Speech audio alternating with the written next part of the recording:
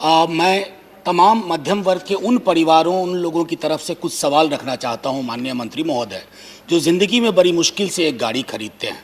सिर्फ एक आग्रह होगा आपसे, जहां आप कह रहे हैं कि स्टेट गवर्नमेंट में बी एडवाइज्ड, कुछ मिल बैठ के फैसला हो कि 25% को 50% करने की संभावना अगर हो, जो रोड टैक्स के संदर्भ में है, और व्हीकल मैन्युफैक्चरर को जो आप कहते हैं डिस्काउंट ऑफ 5%, सर ये बहुत अल्प है। इसको अगर 15 to 20% कर सके माननीय मंत्री महोदय, तो आप वैसे भी बहुत बुलंदी से निर्णय लेते हैं, ये और बेहतर हो। धन्यवाद सर। ये सम्मान्य अध्यक्ष महोदय, एंटीक कार के बारे में जो कहा है उसकी अलग कैटेगरी बनाकर उसका संरक्षण किया जाएगा और उनको अलग नंबर देंगे और उसको स्क्रैप करने का हमारा इरादा नहीं है।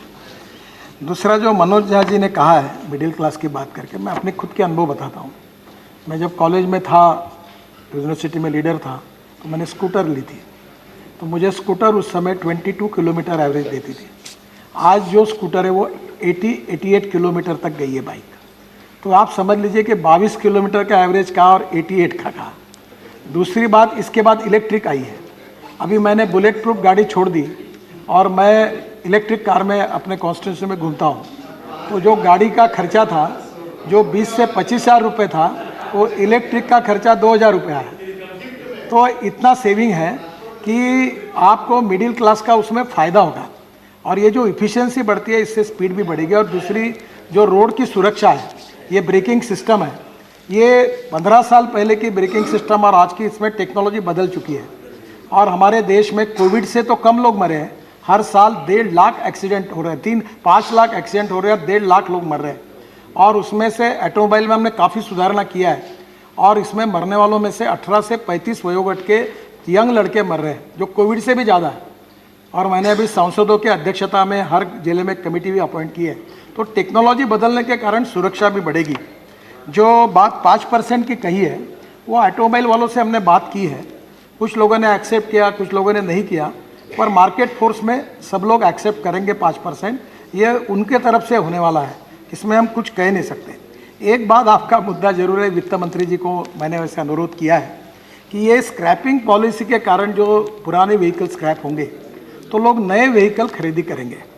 तो हमारे डिपार्टमेंट में इस पर अध्ययन किया है कि इसमें 30 से 40 हज़ार करोड़ जीएसटी का इनकम बढ़ेगा, क्योंकि ये नए उतने व्हीकल और बनेंगे।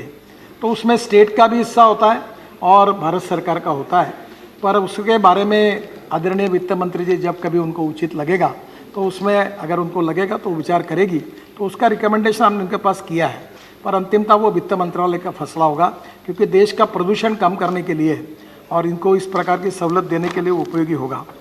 जहाँ तक जो उसकी कॉस्ट है, वो कॉस्ट उसकी लगभग वो भंगार में वेस्ट मटेरियल की कॉस्ट है।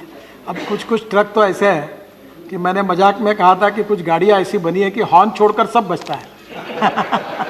तो अब ऐसी भी गाड़ी का लोगों की जिद रहती कि हम चलाएंगे, ना उसका एवरेज मिलता ना कुछ। जैसे मैं राज्य का उल्लेख नहीं करूँगा, पर स्टेट ट्रांसपोर्ट की जो बसेस है उसमें ऐसी हालत है, खिड़कियाँ टूटी हुई है, पर्दे तो है ही नहीं और ब्रेक भी लगते नहीं कभी उसके।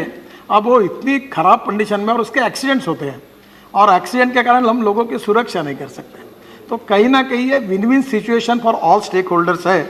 और मैं आप सबसे अनुरोध करूंगा कि आपने जितनी सुझाव दिए उसका गंभीरता से हम विचार करेंगे और राज्य सरकार और भारत सरकार के वित्त मंत्रालय भी आगे भविष्य में इसके बारे में जो रेवेन्यू का बढ़ता है उसको देखते हुए अगर कुछ कंसेशन दे सकेंगे तो उसके लिए भी प्रयास करेंगे। और निश्चित रूप से इससे देश का ट्रांसपोर्ट जो सेक्टर है वो बदल जाएगा और सबसे बड़ी इंपॉर्टेंट चीज़ है एक्सपोर्ट बढ़ेगा देश का, और इसके साथ साथ एम्प्लॉयमेंट पोटेंशियल बढ़ेगा। आप जरूर इस बात को ध्यान में लीजिए कि इस देश में सबसे ज़्यादा एम्प्लॉयमेंट पोटेंशियल देने वाला ऑटोमोबाइल सेक्टर है। इसका 7.5 लाख करोड़, अभी इसका आज का मैंने आंकड़ा लाया, 7.5 लाख करोड़ उसका टोटल टर्नओवर है और 3.5 लाख करोड़ का एक्सपोर्ट है। हमारे सरकार में इस समय आपको आश्चर्य होगा कि बजाज, टीवीएस और हीरो, ये टू व्हीलर बनाने वाले लीडिंग कंपनियां अपना 50% प्रोडक्शन एक्सपोर्ट कर रहे हैं। तो मुझे लगता है कि ये निश्चित रूप से विन विन सिचुएशन है। आप सब लोग जरूर सहयोग करिए, यही मेरा आपसे अनुरोध है। धन्यवाद। Now the insurance amendment bill 2021।